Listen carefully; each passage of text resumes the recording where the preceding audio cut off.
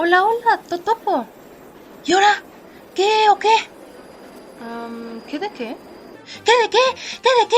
¿Qué onda contigo? ¿Andas buscando que te den en toda tu mandarina? ¿Quieres bronca o qué? ¿Listin? ¿Eres tú? Así es, Totopo.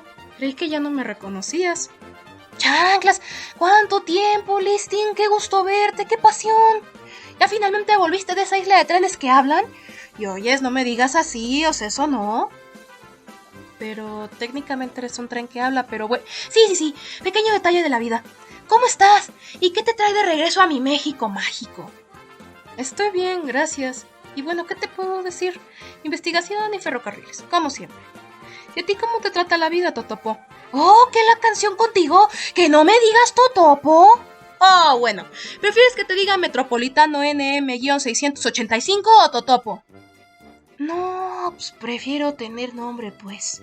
Pero tranquila, mija, que ya no más falta que me des un chanclazo. No me tientes. Bueno, ya fuera de broma, al menos estoy, que ya es ganancia. Me doy de santos que no me han cerrado mi línea. Y el relajo de la ciudad me trae del tingo al tango, pero sabroso. Me siento bien dado al queso por el disque mantenimiento de 3 pesos que me dan. Pero fuera de eso y en general, todo está chido. He estado bien tranquilo, pues es la zonita que es. Mira, hasta me pusieron esta estampita con la banderita que amo, claro que sí. Y oye, ¿se te ve bien? Eres el primer metro que veo que tiene una estampita así. Porque los demás ya se la robaron. Ah, Bueno, como sea. Te vas a subir, aún hay lugar. Nomás medio te achicoponas ahí tantito y entras bien. bien como tamal, querrás decir. Sí, pero así es siempre. Y mira, de que llegas bien o mal, pero ahí llegas. Es mejor que ir a patas, ¿sí o no? Bueno, en eso tienes razón, pero discrepo un poco, pero en fin. Sin embargo, yo no voy a ningún lado. Entonces, mija, ¿qué hace aquí? O sea, yo me quedo cotorreando bien chido, pero a ti te van a carrancear toda tu lana y hasta sin reloj te van a dejar, mira. Bueno, pues venía buscándote específicamente a ti, Totopo, porque... ¡Ach, contigo! Bueno, ya te diré mejor metro. Aunque Totopo te quedaba mejor porque pues, estás aquí abajo, como un topo, ¿entiendes? ¿No? Ay, mira qué chistosita. ¿Me río? Bueno, ya, en serio, perdón. Como te decía, venía buscándote a ti. Pues estoy investigando sobre la historia de los ferrocarriles de México y no se me ocurrió alguien mejor para contarme sobre ellos que alguien que anda sobre sus rieles a diario. Llevo bastante recopilado, pero busco complementarlo bien y... ¡Ah, perro! ¿Entonces cuento como tren? ¿Eh? No, ajá, chido, ajá. ¿Y luego? Pues solo quería hablar contigo, pues eres el único metro que conozco y quería ver si podías aportarme algo. No sé, referencias, nombres, alguna conversación que hayas tenido relevante con alguna locomotora, fechas, recuerdos, comprobarme la veracidad de algo. ¿Algo? ¿Te suena? Bueno, pues déjame ver. ¡Ah, pues sí! Te escucho. Ay, pues un ingeniero que trabajó en la construcción de la línea. Eso, no, lo mataron, no. Era en mis controles, sí, en eso. Dijo que el amigo del primo del abuelo del perico de la tía había estado en el ferrocarril de Zacazonapan de Perro Muerto. Totopo. Basta. ¿Eh? No sabes nada, ¿verdad, subterráneo chismoso? No, sí. Entonces... No, perdón, pero pues es que no sé. La cantinflada no se me da. Quiero ayudarte, pero de veras no tengo la información que buscas. No te preocupes, está bien. Es imposible hacer algo cuando tienes que trabajar tan duro. Al final del día eres la conexión de la ciudad.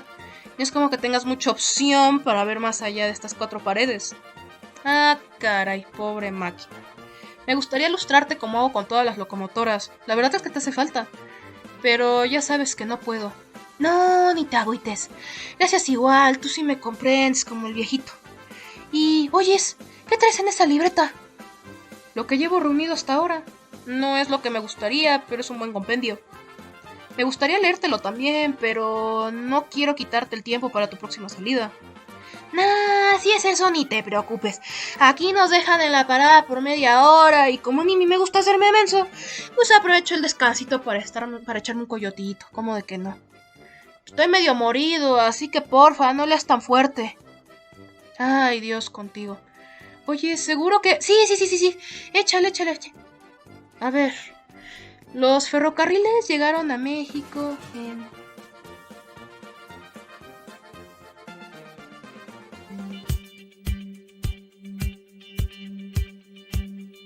¡Hey! ¡Hola! Como verán, originalmente iba a explicarle este tema a cierto tren subterráneo, pero él claramente se quedó dormido. Como sea, resulta que en este canal hemos hablado mucho sobre los ferrocarriles ingleses, su historia e incluso su trasfondo en la Primera Guerra. Y si bien las locomotoras como tal surgieron en este país angloparlante, no quiere decir que no hayan tenido un gran impacto en otras partes del mundo, siendo una pieza fundamental en su historia y prácticamente en todo su contexto histórico. Pues sin esta forma de movilidad, las cosas hubieran ocurrido de una forma muy diferente.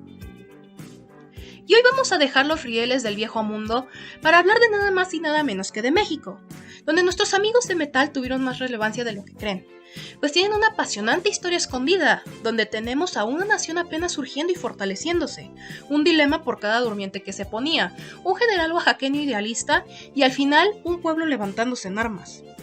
Y todo esto gracias a los ferrocarriles. Así es, amigos, que este país tenga una red ferroviaria tiene un contexto más complejo de lo que parece, y es precisamente lo que les voy a contar. Cómo se fueron presentando los hechos desde 1837, es decir, su año de apertura entre comillas, hasta nuestros días. Y bueno, damas, caballeros y locomotoras, sin más que decir, les presento la historia de los ferrocarriles mexicanos.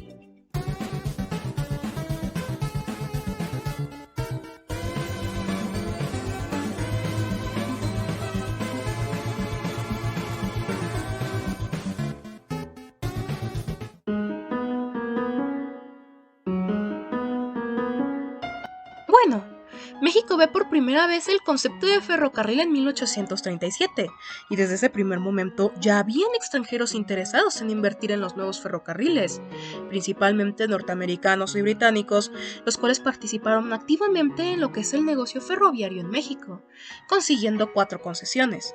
La primera fue dada por Anastasio Bustamante, el presidente del momento, a la próspera casa mercantil del exministro de Hacienda, Francisco de Arrillaga, para la construcción de la primera línea férrea mexicana, la cual llevaría desde la actual Ciudad de México hasta Veracruz. Sin embargo, la fuerte oposición de sus rivales fue la que llevó al proyecto a fracasar, cancelándolo. Más adelante, en 1842, Antonio López de Santa Anna otorga otra a la Comisión de Acreedores para un tramo de Veracruz a San Juan, ahora sí pudiendo comenzar la obra.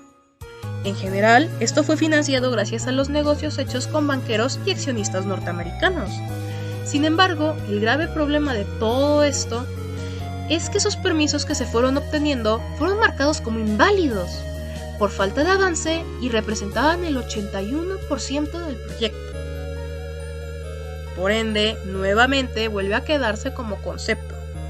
3 años más tarde, en 1853, se da una tercera concesión para, ahora sí, construir la línea de México-Veracruz. El encargado de esto sería el británico John Lawry Richards, que cuando ve que simplemente no era redituable por la falta de obras que les mencioné, vuelve a dejar abandonado el proyecto.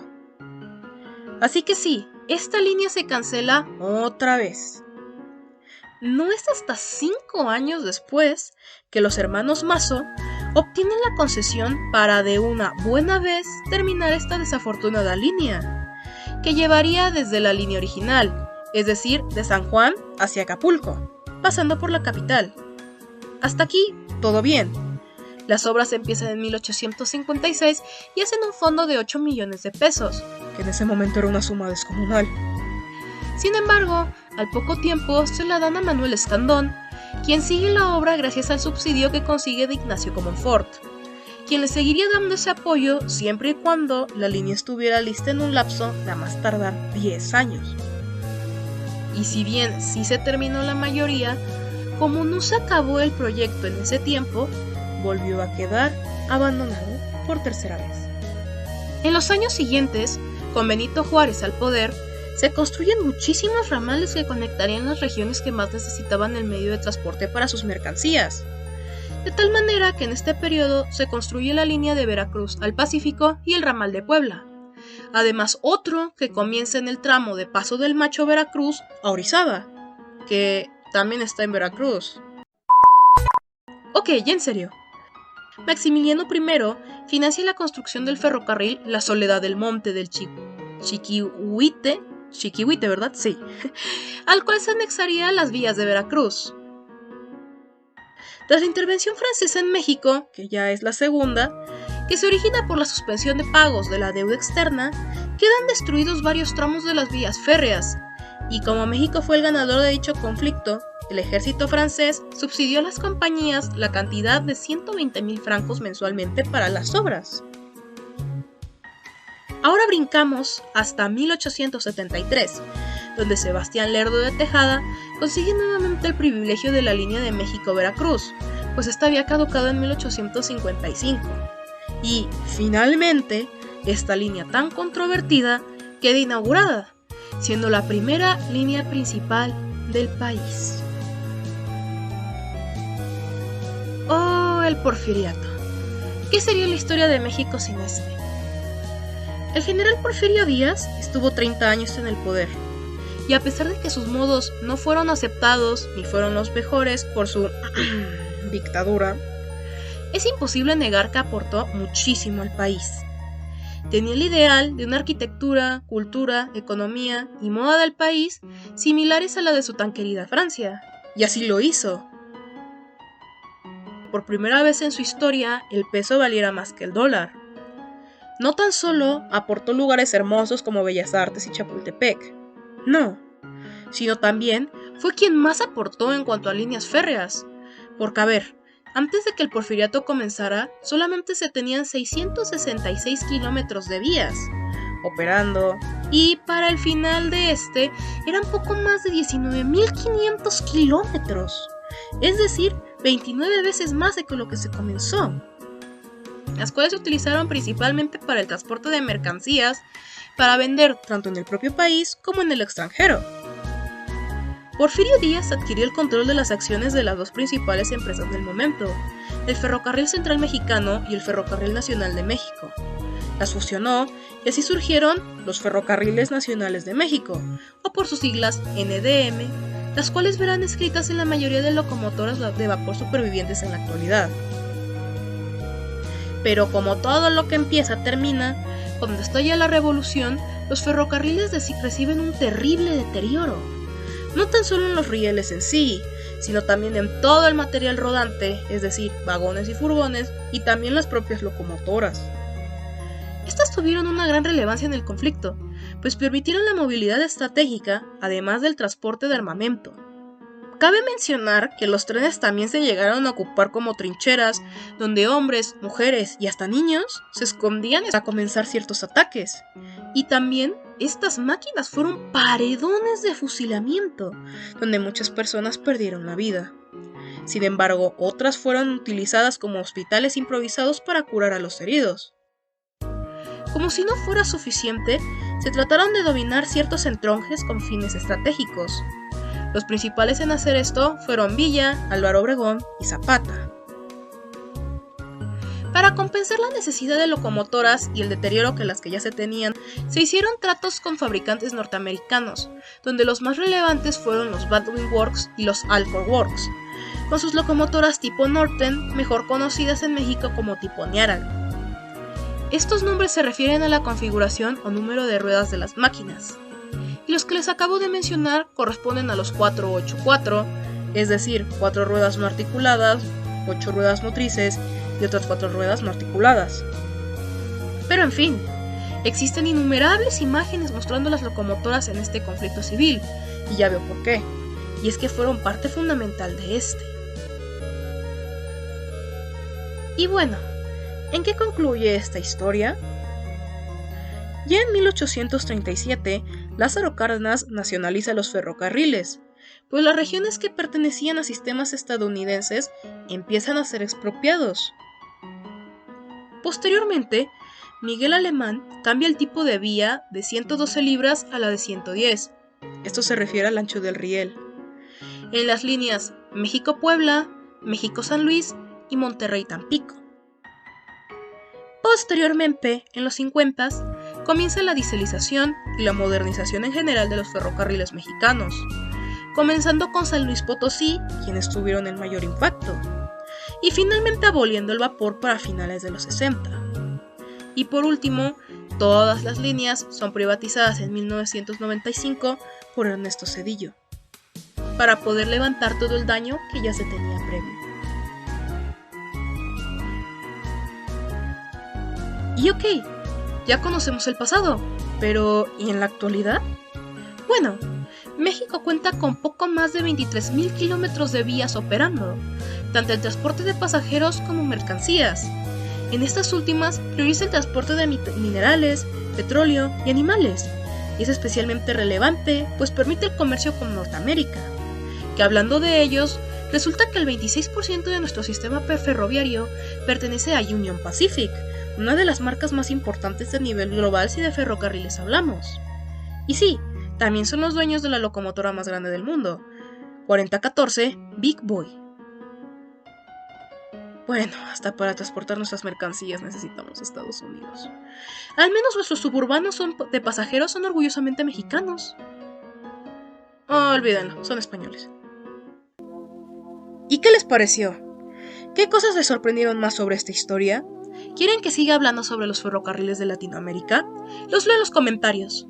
Como siempre, espero que lo hayan disfrutado. No olviden suscribirse y darle like. Y sin más que decir, yo soy Lidmin, la chica del ferrocarril, y me despido. Chao. Rail and machine, fire, smoke and steam.